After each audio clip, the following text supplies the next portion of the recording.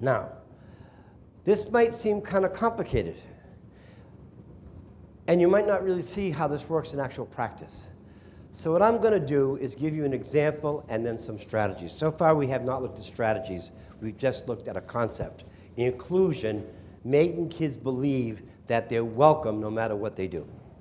Now, let's look at how to do it. First, I'm going to give you an example. Al, is there anything you want to say at this point? No, you're going to keep going. Great. I taught 7th grade emotionally disturbed children. These were severely emotionally disturbed. I had 10 boys, self-contained, had them all day, 7th graders. How many people in this room work with emotionally disturbed children? I'll tell you, within a week of doing it, we become emotionally disturbed ourselves. And here's what happened to me. Did this happen to you guys too? The room gets smaller as the day goes on. The walls start to move in on you. And all of a sudden you feel like this. And the breath, can't breathe, the air's gone. It just seems to disappear. Sounds get louder. And by the end of the day, your head is just exploding. None of my children had ever been on a field trip before, so I decided to take them on a field trip. Have you ever decided to do something and found an educational justification afterward? Said, okay, how can I justify this? All right, here's how we can do it. So I decided to take them to a planetarium to see a star show. They had never been to one before. 10 boys and me, we go to this planetarium, and they're all sitting in these chairs and saying, wow, these are so cool. Half of them had never sat in a comfortable chair in their life, the kind of lives they led.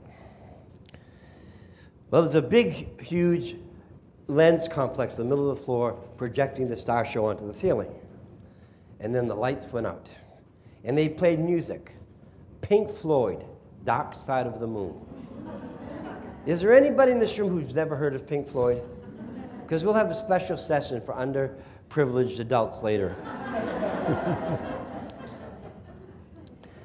And this wonderful baritone voice of the narrator says, we are now leaving Earth.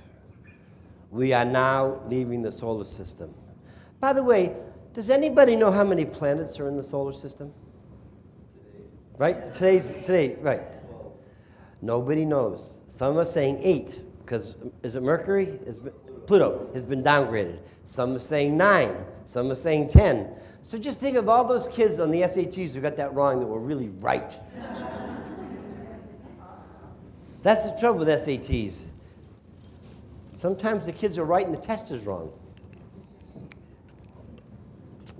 We are now leaving the galaxy. And then all of a sudden there was a huge bam, crash, boom. And the lights went on and the cops came in and we're all taken to jail because 2 of the kids decided to steal the lens. So they snuck down in the darkness, and they had jackknives, and they started to unscrew the housing and the whole thing collapsed. Do you all know what jackknives are? They're like Swiss Army knives, and in my day, every kid had a jackknife in school. I mean, it's automatic part of the uniform. Of course, today you don't bring knives to school. So now we're all in jail. And I said to the cops, look, these are special needs kids. And they said, well, what do they need exactly? A lens? It turned out there was no major damage. So I was off the hook a little bit. They agreed not to press charges, but parents had to come in and recover the children and sign papers. I had to call the parents. This is the first time I realized the biggest behavior problems in school are not children, they're parents. Have you noticed that yet? Man, this is before cell phones, way before cell phones, so calling them took hour upon hour to reach them. And they all said pretty much the exact same thing. Good, leave them there. One of the parents said something that has resonated in my brain, and I can't get rid of it. It's been a lot of years since this happened. And it's the metaphor for me for the worst parenting of all. She said, good, now I can have fun tonight without him watching. And I'm thinking, you let him watch? Well, it took about 6 hours, and eventually I get everyone out of there. I went home, poured myself a sherry, a really big sherry, and sat down in my favorite chair and put on television, and there was my principal discussing what happened at the planetarium. And he said we had an irresponsible teacher taking children who didn't belong out of class to a place they weren't prepared for, and it will never happen again. So another very big sherry. What I would like you to do is to go back into the groups you were just in and see if you can come up with a plan for what you would do if this happened to you. Now, I'm not interested in two things. One, the political aspect of it. Forget about that. I'm going to tell you what happened with my principal. That's not important to me here. And second, don't second guess what I did. I don't want you to say, well, I never would have done it that way.